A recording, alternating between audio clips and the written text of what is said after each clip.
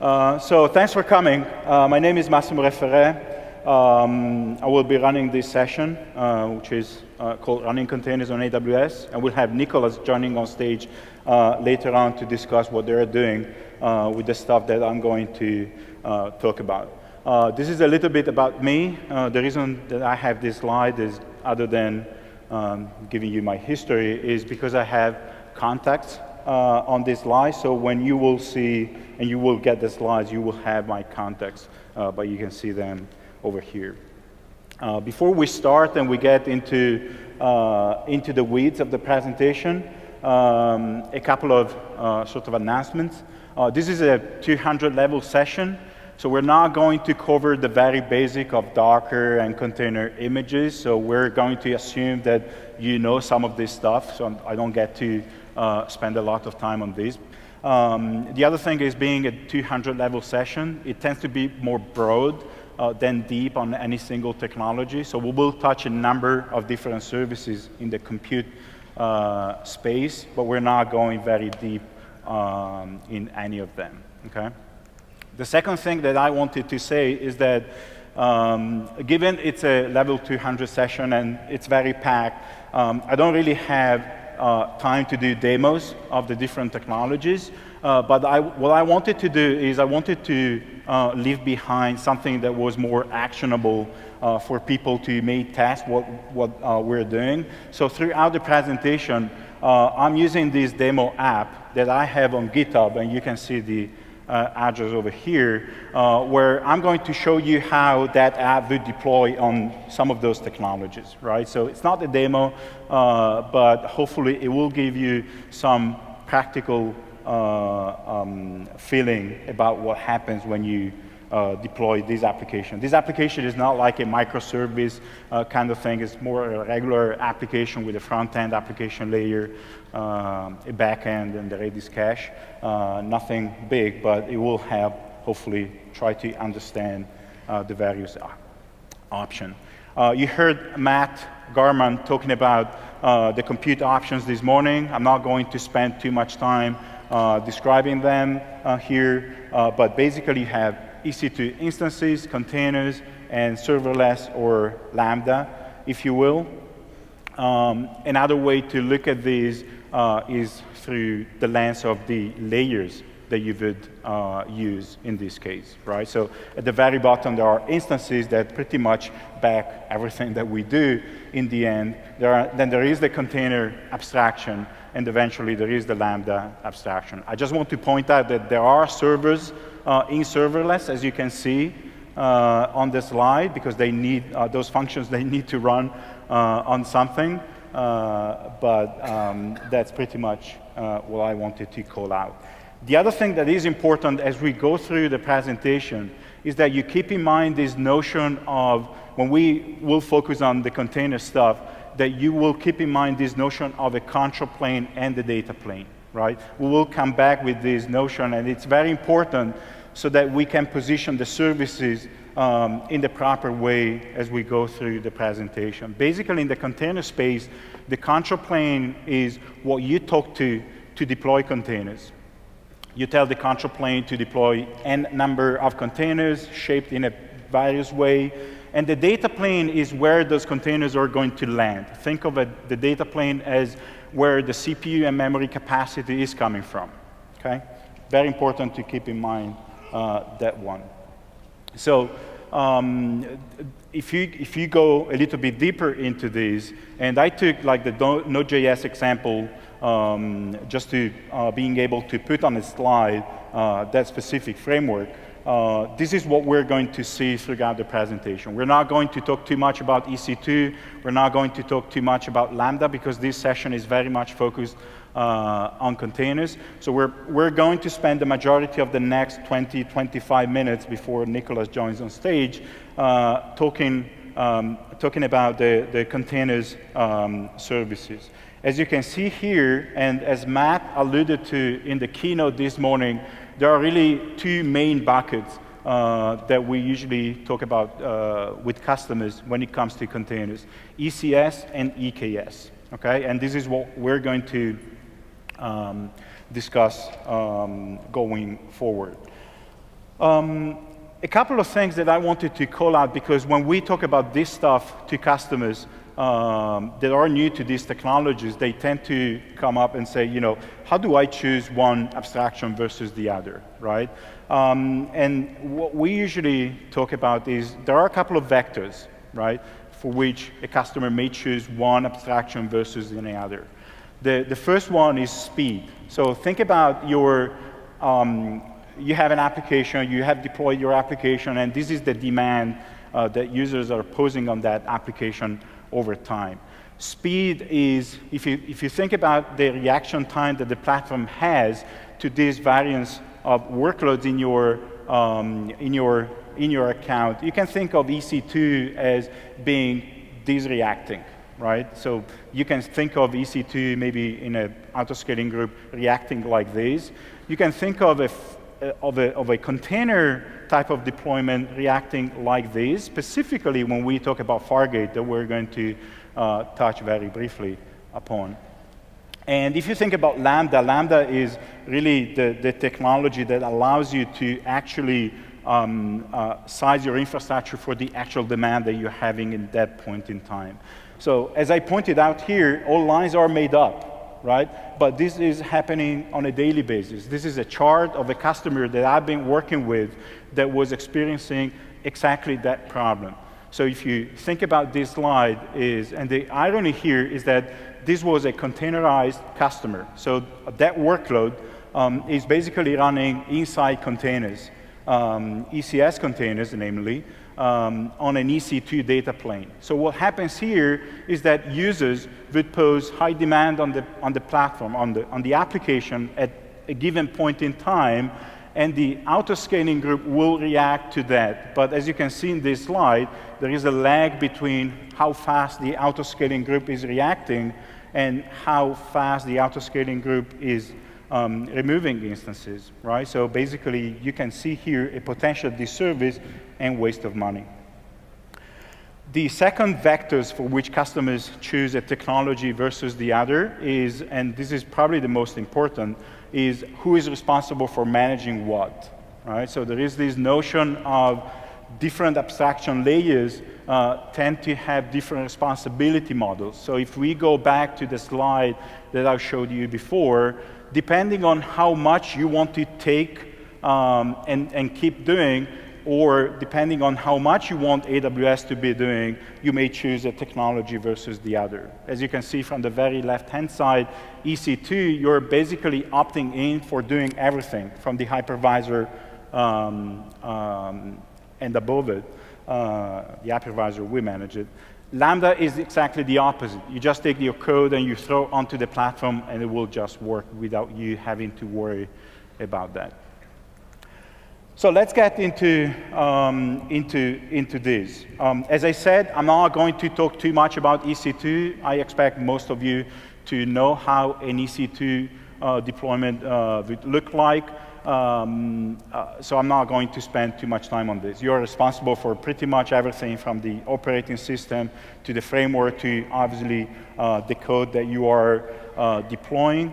As I promised, this is a link of a CloudFormation template that points to my GitHub repo that shows you what happens when you deploy this application on EC2 instances. So on that repo, there is a CloudFormation template that if you run, it will stand up that application using EC2 instances, right? So there is an EC2 instance dedicated to the UI, to the app server, Redis, the Postgres backend.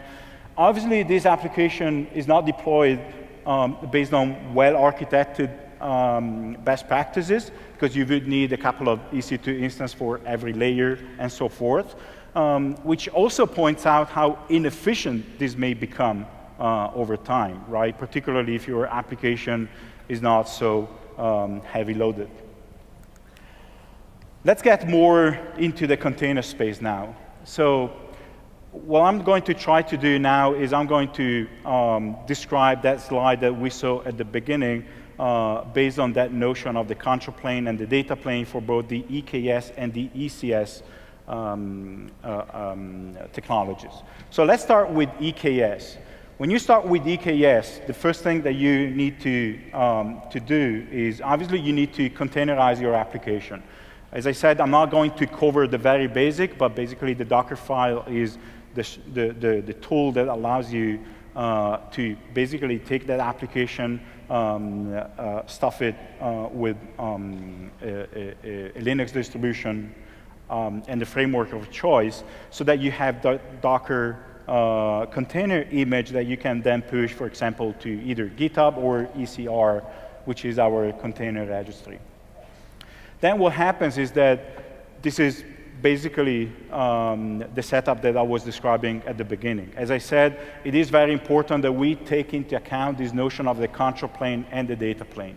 So the Contra Plane, in this case, EKS, is Kubernetes managed service that we manage for you, right? I have slides that gets a little bit more into the details of this, but it's a good point to point this out, that this is not a fork of Kubernetes. This is not an AWS version of Kubernetes. We just take the upstream Kubernetes version and we manage it for you. When I say we manage it for you, we are referring to the Contra Plane in this case, okay?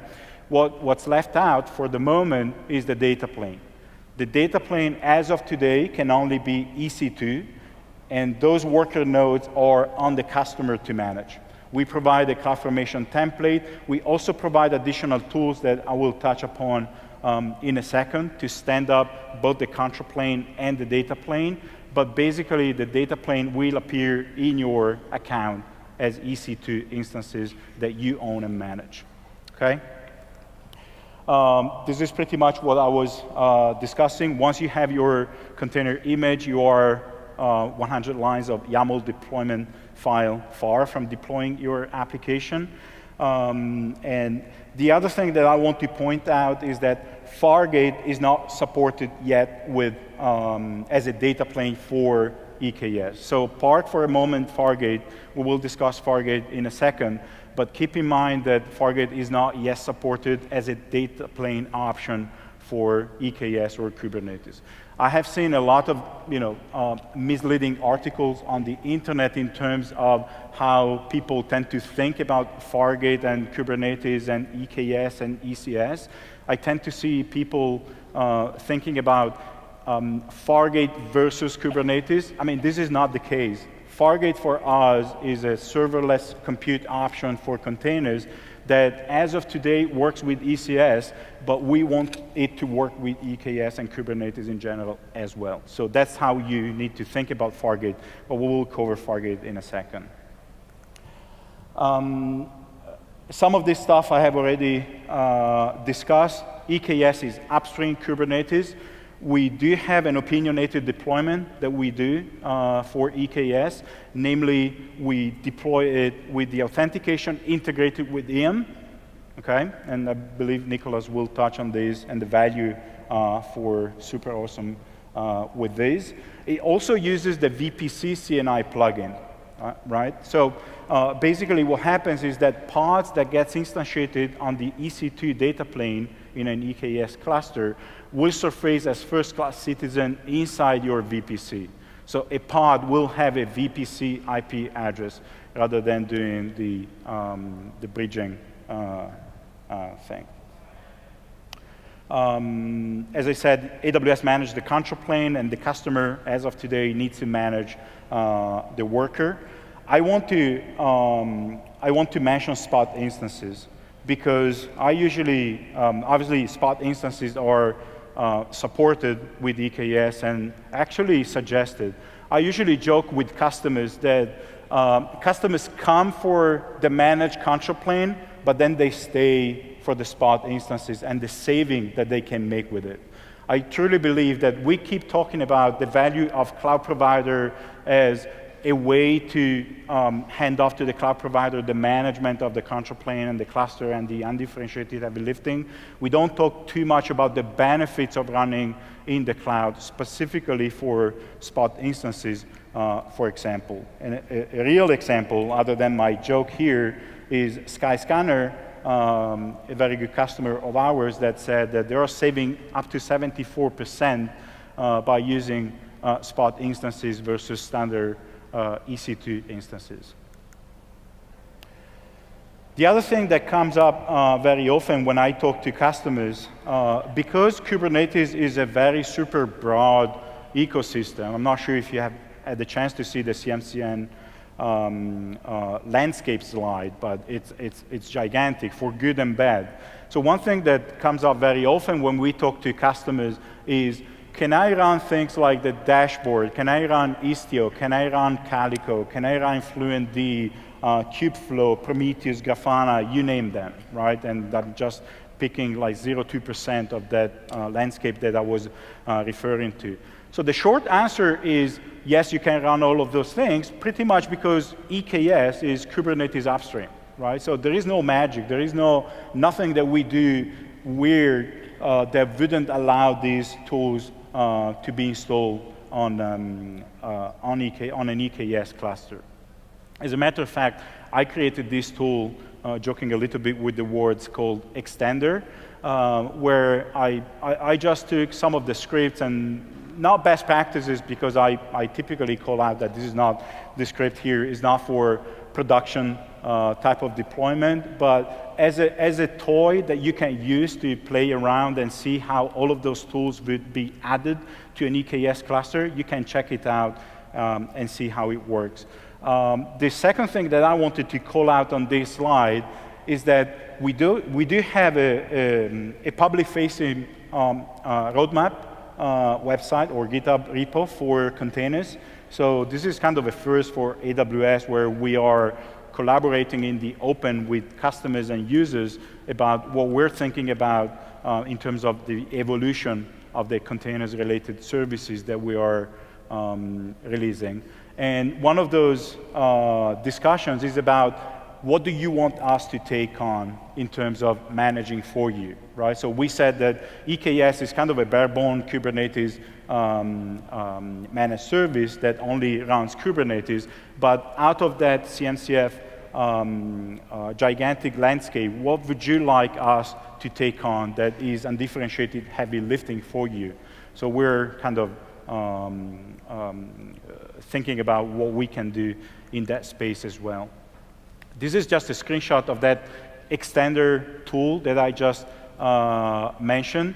As you can see, the very first thing I wrote down is, don't use this in production, please, right? So this is just for kind of demo or toying purposes. Then the tool has a few parameters, basically, that you have to configure. That is, what's the cluster, what's the region, what's the account, and those sort of things. And then when you run this tool, it basically set up a bunch of those extended set of tooling that I was alluding to, right? So you can give it a try. It will spit at the end the UI for Grafana, Prometheus, the Kubernetes dashboard, and the demo application that I'm using throughout these slides. The other thing that comes up very often when we talk to customers is, should I use EKS or should I use a do-it-yourself Kubernetes on EC2 instance? When I say do-it-yourself Kubernetes on EC2 instance, I mean, instead of deploying an EKS cluster that we manage, the Contra Plane, you deploy your own Contra Plane, okay, on EC2 instances.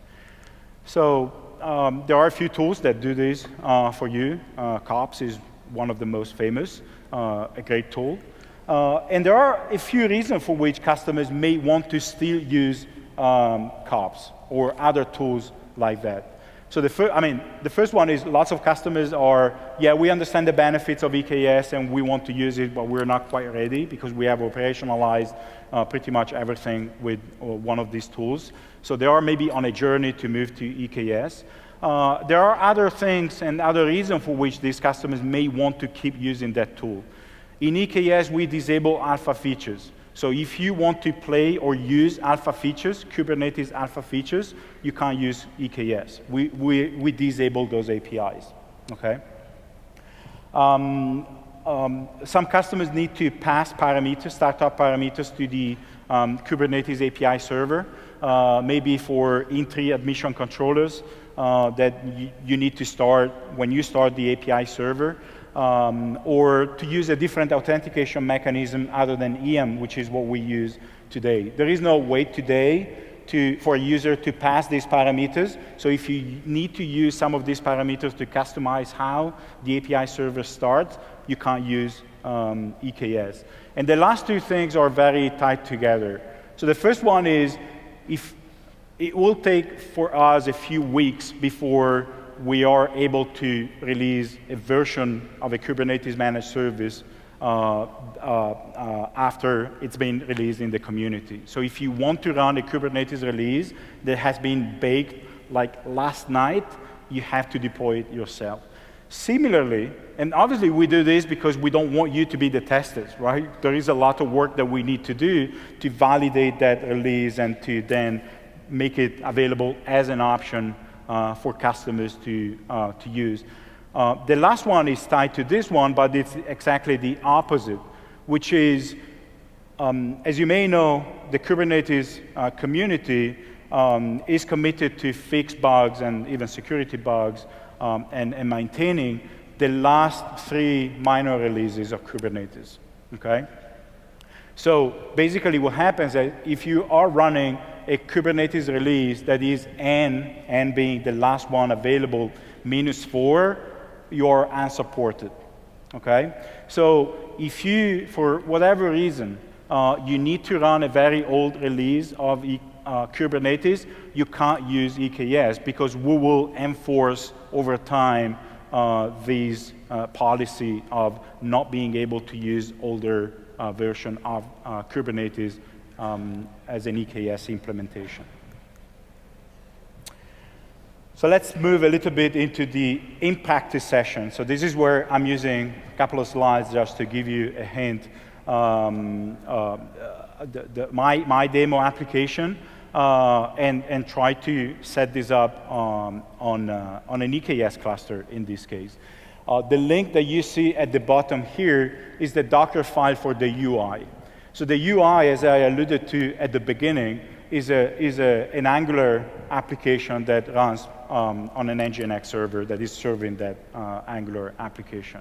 Now, I'm not an Angular developer, but basically what I learned is that the way that Angular works is that you build your source code, a couple of kilobytes, you compile it, downloading half of the internet, and you produce a couple of kilobytes of JavaScript, right? So this is very common with all of those compiled languages. This applies to Go as well. There is a very well-known pattern in the Docker community to use multi-stage builds, where basically what you do is in the very same Docker file, you create an environment, and you probably don't see this, but basically this Docker file says that the from at the very beginning is from node, which is the Docker image that contains node, which is what I'm using to compile my Angular application. And then the output of this application, those couple of kilobytes files worth of JavaScript, you put them into a new container. So inside the same Docker file, you can produce your output and pass it onto the new one. I'm using a from that is NGINX, and I'm just putting the output JavaScript onto that container. This is a very good pattern to use in these cases. And if you are new to Docker, I would suggest that you look into this. When it comes to deployment, this is what happens, right? So this is your EKS cluster being deployed. As you can see here, there is an AWS account that has the EKS Contra Plane. The EKS Contra Plane is dedicated to you, but runs in a dedicated AWS account that you don't get to see. What's running in your account are the EC2 instances for the data plane. Okay, this is where the pods are going to run in production, or they're going to run anyway. Typically, customers configure auto-scaling for that. The one thing that I wanted to call out is that we are suggesting new customers, new to Kubernetes, unless they have already standardized on something like Terraform or things like that, where they can stand up this cluster using, for example, the EKS APIs, as well as the data plane with EC2 instances. We suggest to use this tool that we built with Weaveworks called EKS CTL. So instead of going through the documentation about how do you set this up, EKS CTL will allow you to have a COPS-like experience, if you will.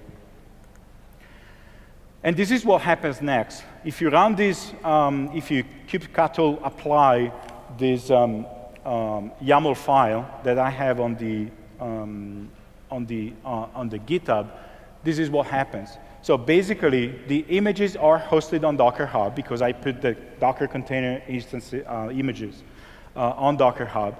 And that YAML, what it does, it just grabs those instances and it will create that application on top of a Kubernetes cluster.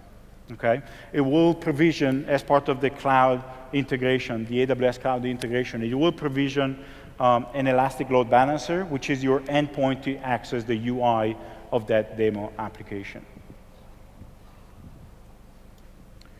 So let's move quickly to ECS. So we have been talking about Kubernetes and EKS and what we're doing in that space. Let's quickly move to ECS. Nothing really different. I mean, same Docker file, same stuff that you need to containerize. And that this is where it gets a little bit different. So there is still this notion of the Contra Plane and the data plane, okay? The Contra Plane in this case is not EKS, is not a Kubernetes endpoint, it's ECS, which is a different orchestrator, okay? From a data plane perspective, this is where Fargate comes in.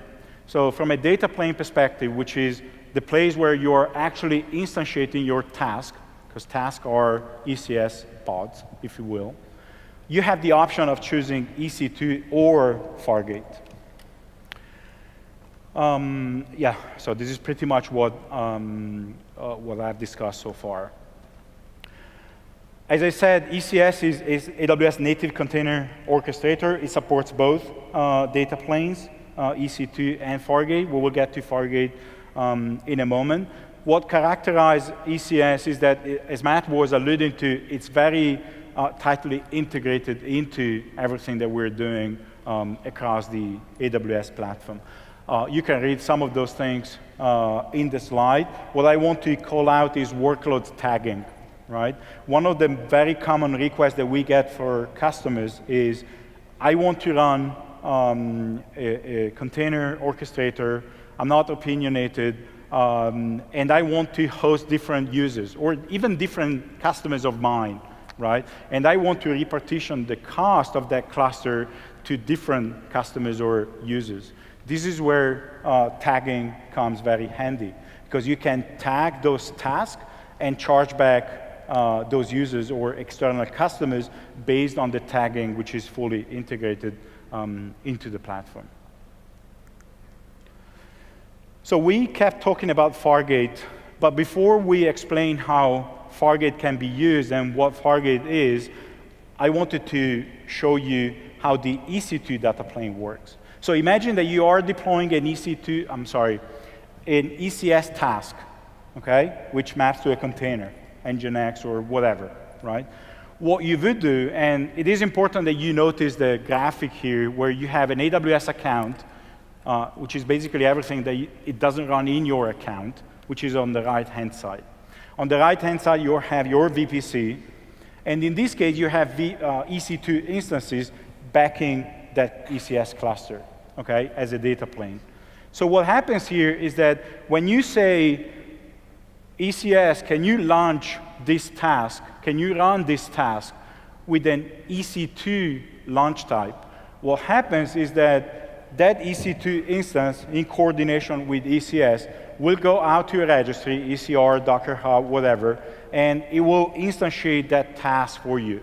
Task is the container for containers, so to speak. It's a pod in Kubernetes, okay? So this is what happens when you use a classic EC2 data plane, Okay? The interesting thing that you need to remember is that you have to manage that capacity.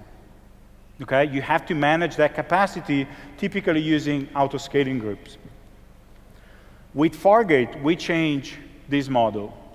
With Fargate, what happens is that those EC2 instances that exist, obviously, because you have to run your task somewhere, are no longer in your account, but they are in a fleet that we manage for you. This is not managed worker nodes in the sense that they are in your account and we kind of manage them. You don't see those EC2 instances, right? It's a hidden fleet of EC2 instances that we keep for you to use when you deploy a task. So if you use Fargate with ECS, what you're telling ECS is, can you run this task with a launch type Fargate?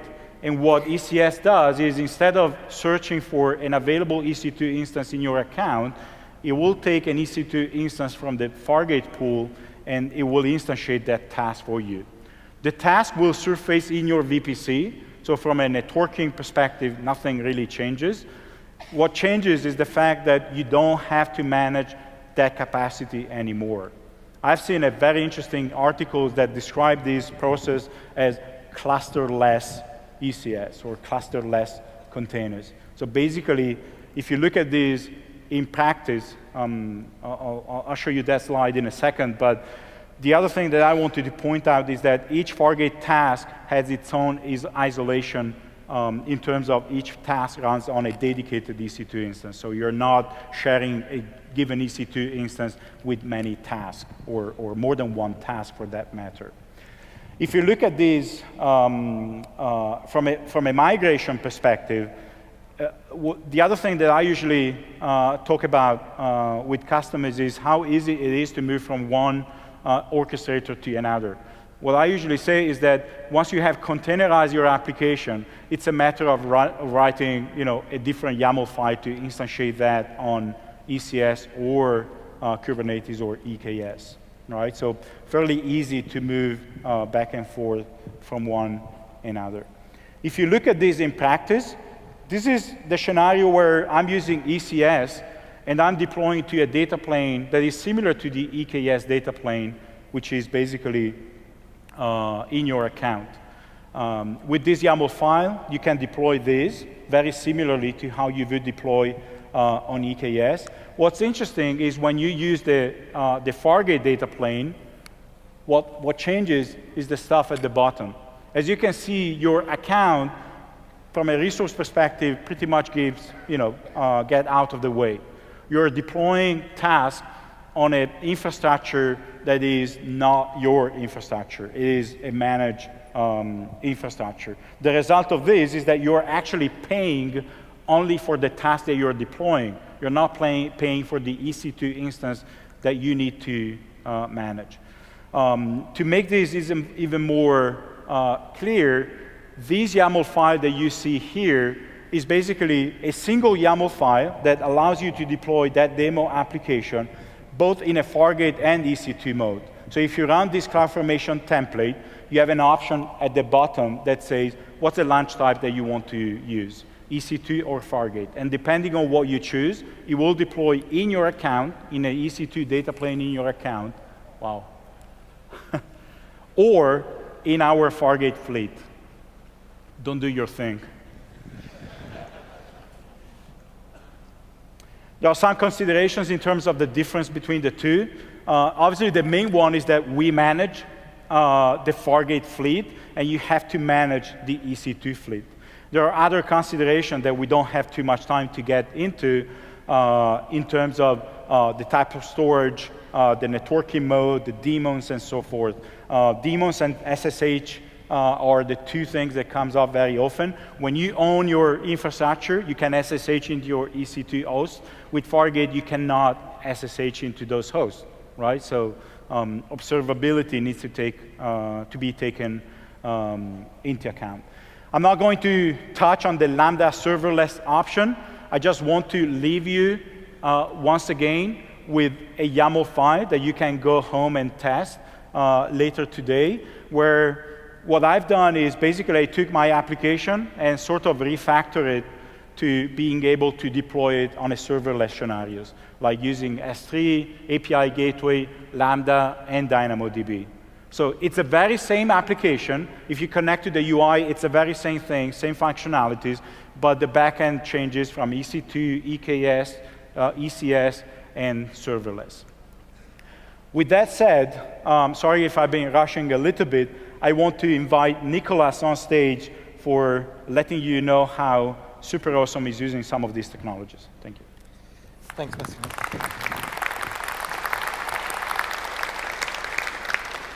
So Massimo just showed you all the different ways you can deploy containers on AWS. Now I'm going to walk you through how we use them at SuperAwesome and why. But first, let me give you some context. So every single day, 170,000 children go online for the first time. Unfortunately, the internet wasn't built for them. They get exposed to a lot of harmful content, and also many companies collect data about them without the consent of their parents. SuperAwesome decided to solve this problem. Our mission is to make the internet safer for kids. We built a technology platform that brands can use to build kid-safe apps and websites and engage safely with their users. We built our product around a set of principles. The two that will interest us today are privacy by design and ship, learn, iterate. So by privacy by design, we mean that the privacy of these kids is at the center of everything we do. We leave all personal information and personal identifiers out of our systems, and it also means that we are often asked to deploy our code in new isolated environments. With ship, learn, iterate, we mean that we go for technologies that allow us to get things off the ground quickly. Then we optimize or we use those technologies through a lot of small iterations. We started our journey with containers almost 4 years ago. At the time, to get their development environment up and running, the team had to clone a lot of repositories, build some virtual machines, and run them on their laptops. As you can imagine, this was really resource-intensive and unreliable. To solve that, we switched to containers. We took all those projects, we containerized them, we got rid of all those virtual machines but one, where we run Docker and Docker Compose. At the time, to handle our infrastructure, we were relying on an external company. We had one guy working full-time on it. He wasn't a big fan of containers, but he knew other technologies and he knew how to make things work. Then someday, that guy went on holiday and that external company sent us somebody else. That other person made a manual change in production, brought the whole system down, and didn't manage to recover it. So me and another developer had a really fun day recovering all that. And that's when we decided to bring our infrastructure back in-house and switch to containers, as they were already working quite well for us in development. At the time, we were running on EC2, so we applied the same approach. We took what we had, we installed Docker and Docker Compose, and switched to containers. Over the following few months, the team started creating more and more small services. We started more virtual machines, and that also increased our infrastructure cost. So we decided to switch to something that would be more adapted to containers. We did our research. At the time, Kubernetes was in its infancy, and we went for ECS. It didn't have many features, but we knew that it would be stable and reliable. Over the following 2 years, Kubernetes changed quite a lot. It got more functionalities, it became more stable, and also its community grew quite a lot. At some point, the benefits of switching were higher for us than the cost and the time it would take us. So we started a couple of clusters. We wrote a script that would transform all our ECS tasks into Kubernetes templates, and we switched. To understand what we did next, you need to understand how the company evolved over those 4 years. So we went from having a handful of EC2 instances to having a few hundreds of them across multiple regions and AWS accounts. We went from a few hundreds of HTTP requests per minute to tens of thousands per second. We went from a few million analytics events per day to more than 1 billion. And we went from 2 Kubernetes clusters to 20. And we decided to switch to EKS to continue to use Kubernetes and everything it has to offer us, without the hassle of managing the clusters.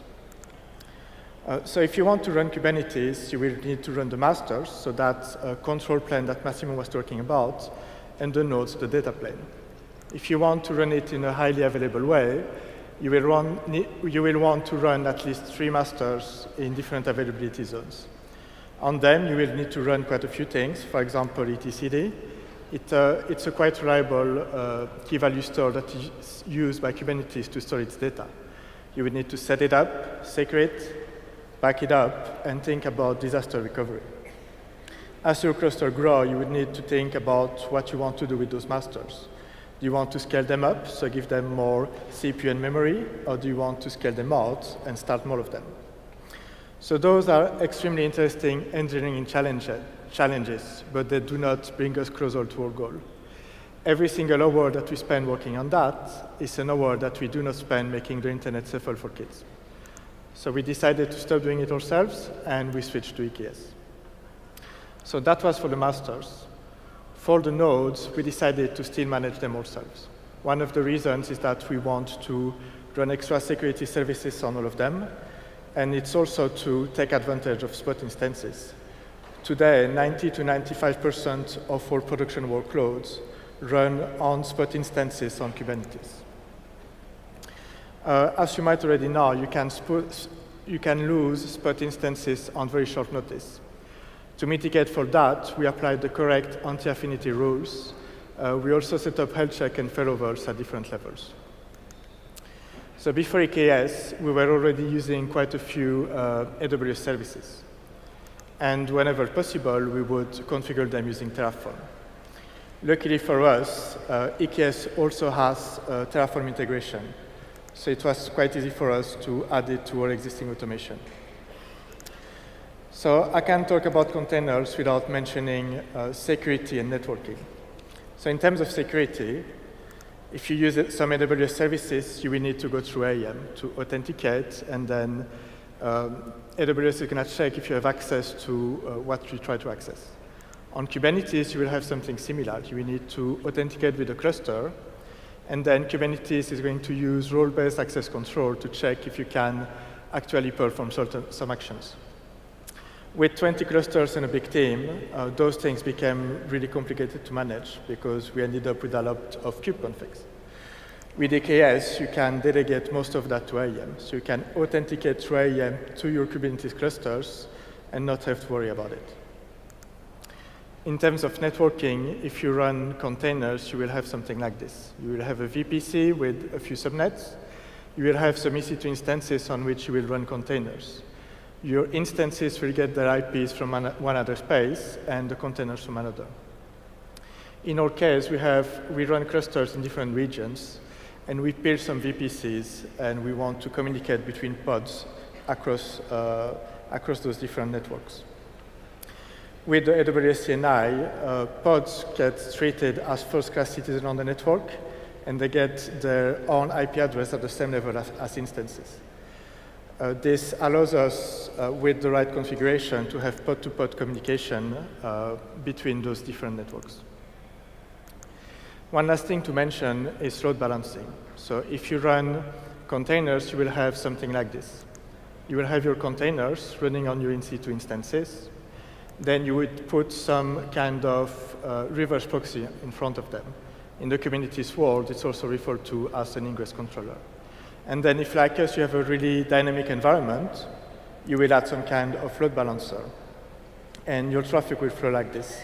It will go through the load balancer, then it will go to the reverse proxies, where you will do things like SSL terminations and some extra security. Then it will be sent to the containers. If you stay in just one availability zone, you won't have any issue, and the networking will be free. If, like us, you have highly available clusters, you can have the following. Your traffic can go from the load balancer to a reverse proxy in another zone, and then come back or go to a third one. So there are different ways to solve that, but you would need to deal with a lot of edge cases to avoid having an unbalanced cluster. With EKS, what we started doing is to use the application load balancer. So you merge that reverse proxy with the network load balancer, use the application load balancer from AWS, where you can do SSL termination, some security, and send the traffic directly to the correct pods. And this is possible because that load balancer is aware of what's running on your Kubernetes cluster thanks to EKS. So I'll walk you through how we use containers, why we decided to use EKS, how we manage the nodes and use spot instances, things around security, networking, and also load balancing. I hope that this will also help you in your journey with containers. If you have any questions, please don't hesitate to get in touch. Thank you.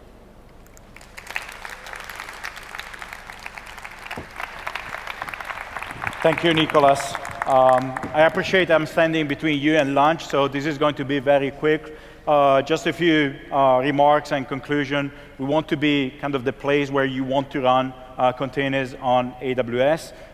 Couple of positioning comments on EKS and ECS. We tend to see customers using EKS and Kubernetes when they need a broad ecosystem or they need for hybrid deployment on-prem and the cloud, and ECS for less of an out-of-the-box experience. The last point is that it's always a challenge to find a good compromise between making things very easy and making things very, flexible, so to speak. So we're always kind of looking for feedback in that space and how to balance that.